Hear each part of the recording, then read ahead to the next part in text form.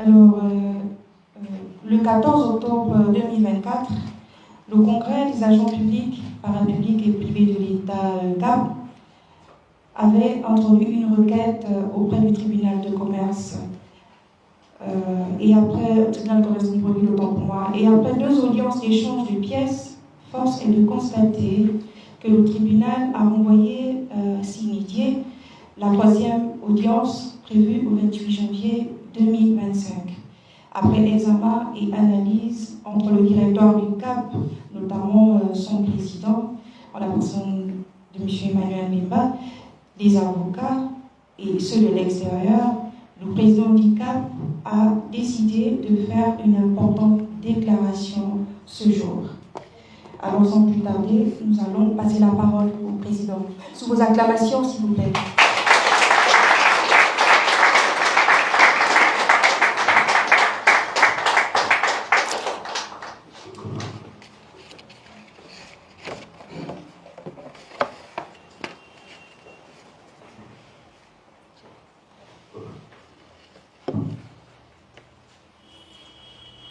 Alors, mesdames, messieurs, chers compatriotes,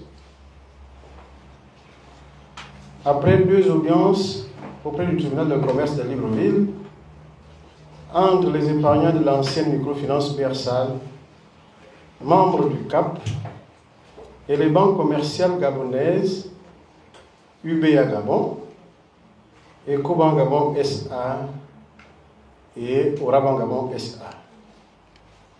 Les 18 000 compatriotes victimes de l'escroquerie, la recel et de l'arnaque des banques précitées viennent ce jour constater avec regret la suspension soudaine des audiences par le tribunal de commerce de Libreville au motif d'exercice de grève, j'ai envie de dire d'une grève générale, à l'initiative des magistrats et des greffiers du Gabon.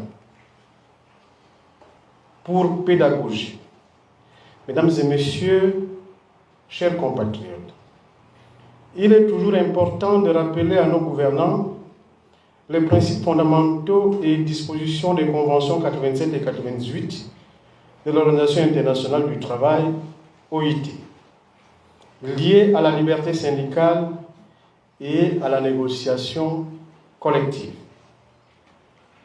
Ces dispositions créent, mesdames et messieurs, des droits et des obligations entre gouvernants et gouvernés dans le cadre d'un dialogue social franc et sincère et un environnement social et professionnel apaisé, faisant place au bipartisme conventionnel. Je dis bien au bipartisme conventionnel.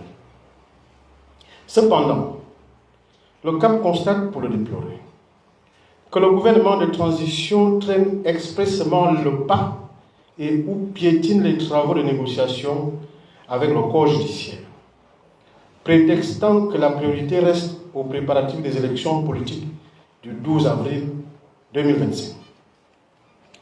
Mesdames et messieurs, mes chers compatriotes, faut-il le rappeler, dans un état de droit, le pouvoir judiciaire reste et demeure le régulateur essentiel de la vie politique, économique, sociale et culturelle d'un état de droit tel que le Gabon. Aujourd'hui, nous constatons pour le regretter que le politique a adopté la posture de primer sur le droit des citoyens.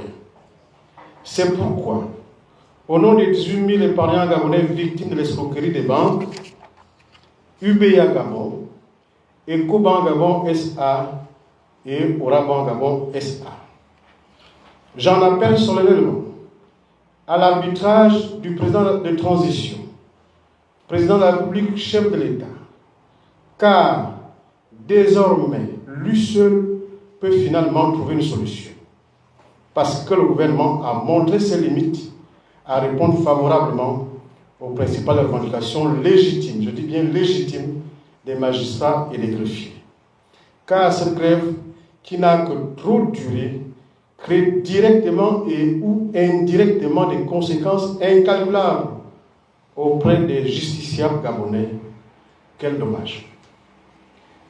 Mesdames et messieurs, mes chers compatriotes, les 18 000 épargnants Bersa, membres du CAP, ne comprendraient pas que le gouvernement de transition mette exclusivement l'accent sur les préparatifs des élections présidentielles du 12 avril 2025, car leur situation de précarité créée par les banques commerciales gabonaises, UBA Gabon, Ecobank SA et Orabank SA. Ces compatriotes sollicitent du chef de l'État la reprise des audiences et la prise de sanctions vis-à-vis de cette question de recettes, de blanchissement des capitaux, financement du terrorisme et association de malfaiteurs mise en œuvre par les banques précitées, dont la plainte a été déposée par le CAP le 10 octobre 2024 sur la table du tribunal de commerce de Libreville. Et ce sera justice. Je vous remercie.